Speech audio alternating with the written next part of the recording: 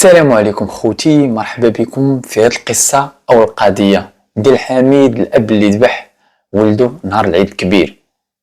كتعتبر قصة حميد واحدة من أبشع الفواجع التي هزت الرأي العام المغربي في السنوات الأخيرة، وتحديدا في منطقة سيدي قاسم، حيث تحولت الأجواء لفرح وبهجة بالعيد الكبير إلى مأساة حقيقية وصدمة للجميع بعد ما تجرد الأب من المشاعر الإنسانية ليقترف جريمة لا يصدقها العقل في حق ابنه. فإليكم التفاصيل كاملة وخلفيات وراء هذه الواقعة المؤلمة.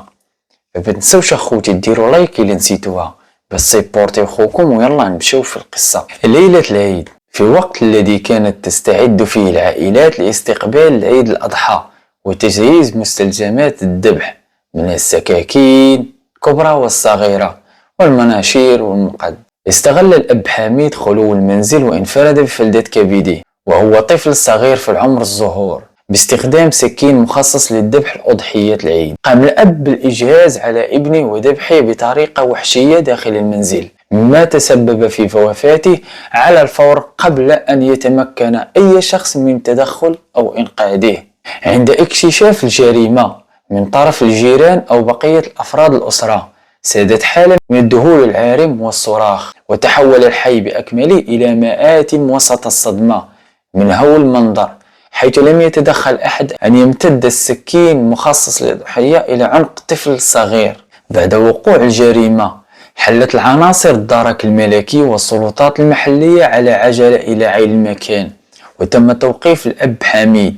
وكشفت التحقيقات وشهادات عن خلفيات صادمة، تبين أن الأب يعاني من اضطرابات نفسية والعقلية الحادة، تدهور في حالته المزاجية والسلوكية، مما جعله يفقد إدراك الوعي الكامل بأفعاله وقت ارتكابه الجريمة. المخدرات بين قوسين، أشارت بعض التقارير والشهادات المحلية إلى أن المتهم كان يتعاطى حبوب هلوسة بين قوسين القرقوبي، والتي تسببت في حالة من الهيجان والهلوسة السمعية والبصرية، حيث يخيل للمتعاطي أشياء غير واقعية تدفعه لارتكاب أفعال دموية دون وعي. وهنا الإجراءات القانونية والنهاية اللي اتخذتها السلطات. واجهت السلطات المتهم وسط الحراسة الأمنية المشددة لإعادة تمثيل الفاجعة، حيث عمت حالة من الغضب الشديد بين الساكنة والمواطنين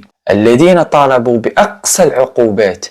تم إخضاع المتهم لخبرة طبية نفسية بأمر من النيابة العامة لتتأكد من قوة العقلية ومدى مسؤوليته الجنائية عن الفعل، ليأخذ القضاء مجراه في واحدة من أكثر القضايا الدموية التي ارتبطت بذاكرة العيد الكبير في المغرب.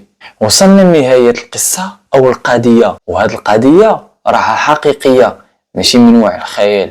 إلا بغيتيني نستمر لكم في القصص بحال هادي، ما عليك إلا دير لايك الفيديو إلا مازال ما درتيهاش، وما تنساش تبارطاجيه مع صاحبك أو صديقك أو صديقتك اللي عزيز عليها القصص.